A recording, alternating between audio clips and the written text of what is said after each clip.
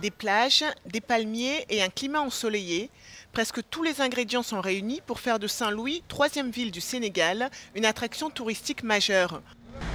Avec ses nombreux bâtiments anciens, cette ville est en plus classée au patrimoine mondial de l'UNESCO.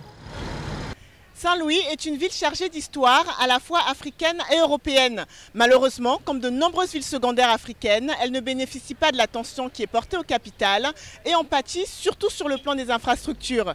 C'est pour cette raison que s'est tenu ici le Forum de Saint-Louis, une façon de mettre cette ville africaine à l'honneur. Le tourisme permet d'améliorer l'image des villes secondaires, souvent ignorées par les gouvernements. Il permet aussi de créer des emplois et d'attirer des capitaux utiles pour le développement de ces villes.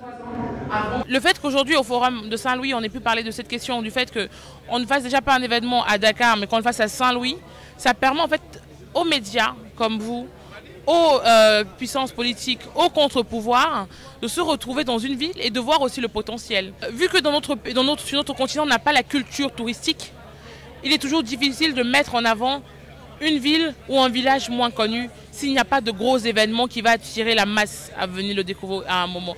Et c'est le rôle justement des États de se dire qu'on va arrêter de faire toujours des événements dans les capitales qu'on connaît, mais on va essayer d'aller chercher des villes à fort potentiel. Les villes secondaires font face à des défis colossaux. Certains pays tentent tout de même de les promouvoir. C'est le cas par exemple au Maroc avec Marrakech, quatrième ville du pays, mais qui est la plus connue sur le plan international et est devenue, grâce au tourisme, un des poumons économiques du Maroc. Ailleurs, sur le continent, la situation des villes secondaires évolue, mais lentement.